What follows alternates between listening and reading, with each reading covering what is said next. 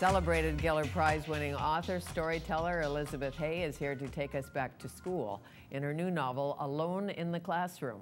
She has succeeded big time in writing much of what she knows. She is the daughter of a high school principal, which may have influenced her new book, Alone in the Classroom. However, it is a bit murder mystery love story. It is my pleasure to welcome Elizabeth Hay to Vancouver and to Studio 4 to tell us more. How are you? I'm very well. I had your fellow writer on yesterday, Miriam Taves, and the two of you did a little performance last night, I understand, a small reading. That's right, it was great fun. She's wonderful to read with, wonderful company. I asked her on the page and off. Yes, she is. Yeah. I asked her what the two of you talk about when you're not talking about writing books. We talk about you, Fanny. I hear tell. I hear you've been gossiping. My. So, the small Elizabeth Hay, did you want to write when you were 6 or 10 or 12? 15. And that happened because an English teacher tricked us into writing poetry. And it just opened up a whole new world for me. Until then, writing had been exams and assignments and seizing up at the dining room table trying to do my homework. Tricked you into writing poetry? Us, How? Yeah. Well, she came in and said, read this poem. Open your books and read a poem. So we did. And then she said, now, close your books, pull out your notebooks, and write down whatever comes into your mind. And it was liberating beyond belief. Do you remember what came into yours, or has that gone away? It hasn't entirely gone away. It was a D.H. Lawrence poem. They were set in Mexico, hibiscus and so on, snakes. So I just, stream of consciousness, went off on flowers and snakes, I suppose. but it was a turning point in my life. How interesting. Do you still write poetry? No. I did for a long... I wasn't much of a poet, and I was really interested in learning how to tell stories, so I've drifted in that direction. Okay. But I read poetry. I love to read poetry. Yes, well, as you know, Margaret Atwood is a fine poet. That's right. Some say a better poet than a novel writer. Only some say that. Well... Dare say that. Yes. Yes, she says, discreetly.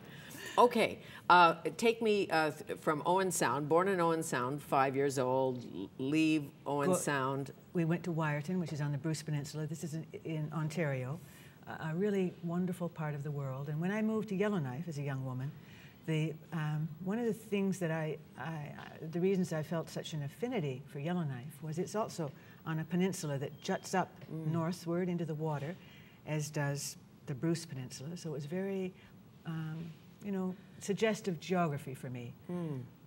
But I've gotten us to Yellowknife in a sudden leap. How nicely put, suggestive geography. You felt at home. I felt at home. Did the North grab you? Yes, well, it had before I went. I grew up in a house where people were sort of drawn to the North. Your mother a painter? My mother a painter, and as a very young woman, you know, 16 or so, growing up in the Ottawa Valley, she met Stephenson. He came through, he was giving a lecture, and he was showing these slides of Arctic flowers in 24-hour daylight.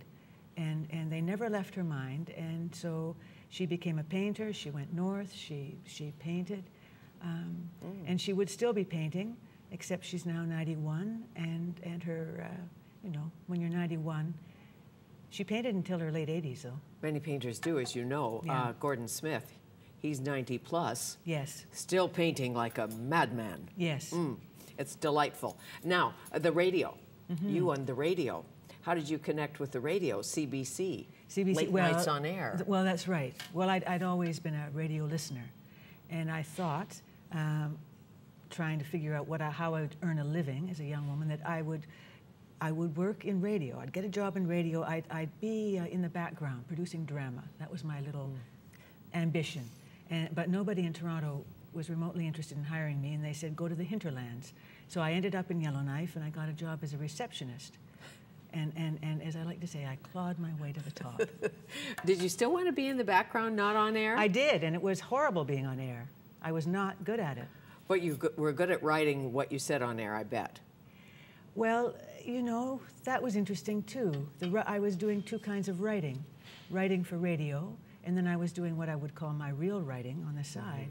And it took quite some time for the two to kind of converge, and I could learn, you know, from radio and Sure. see that in fact what I had to do was tell a story, and what I had to do was be economical and direct and concise in the language I was using. Because as you know so well, writing to speak and writing for people to read is a totally different craft. Yes. Not total, well, pretty much.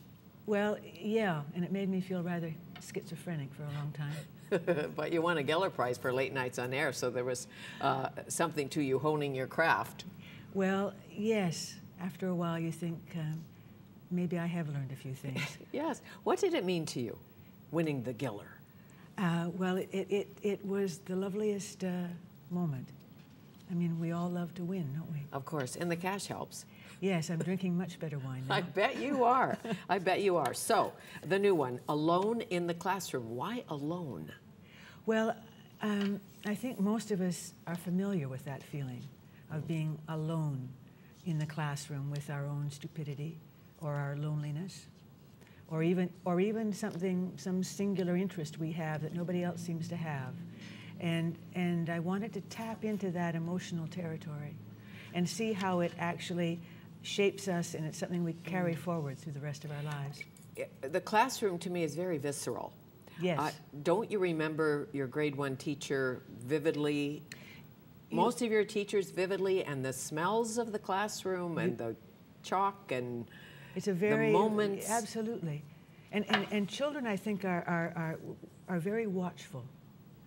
And there's the teacher, and we know, and we see the teacher, you know, day after day after day, and study every mood and every change of wardrobe and so on.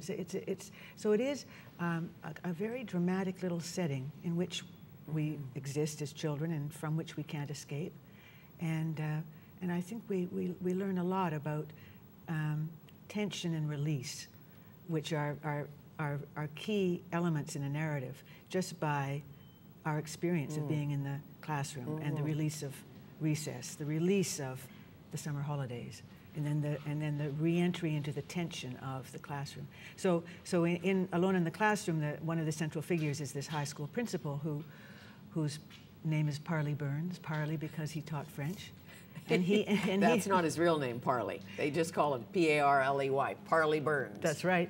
Frustrated playwright. Yes. Brilliant. In small town Saskatchewan. Yes, and then small town, the Ottawa Valley. And he's somebody who just sends ripples of tension through the school. And I was hoping that he would send ripples of tension through the book. Tell me the story. Not all of it, because I'm only on page 195. But briefly, the idea, the plot is. Yeah. Well, it's my shorthand is that it's a love-hate triangle between a teacher, a student, and a principal. The principal being Parley Burns, and the teacher being this young woman, 18 years old, Connie, and the student being Michael, a boy who can't read. And that basic triangle is the one that kind of sets the book in motion, and then other triangles grow from that, so that Connie is the aunt of the narrator, Anne, who is tremendously interested in Connie's past, in her mother's past, who has her own relationship with Michael, who is fascinated by Parley because he was such a source of fascination to Connie and to her own mother. And Connie's relationship with the principal, with Parley, is very interesting because she's one of those teachers every child should have the privilege of having. Well, she's a no-nonsense but sympathetic figure. But this child, who I think Michael's probably dyslexic before they really identified dyslexia, Yes. and he has a genius inside that is slower to come out word-wise, and that Parley guy, the principal, says to Connie, who is has this wonderful connection with this student, something like, I think it was, you can't gift wrap a toad. You can't gift wrap a toad. Yeah, Every child isn't a scholar. You can't gift wrap a toad. That was something my father said once. He was talking about an aunt of my mother's, actually, and he meant physically. Really? He said to Aunt Em, "You can't gift wrap a toad." My father is eloquent in a very taciturn sort of way. It's such a good line, I'm going to use it one day. And I'll have to give your father credit, obviously. We'll come back with Elizabeth Hay. Her new novel is called Alone in the Classroom.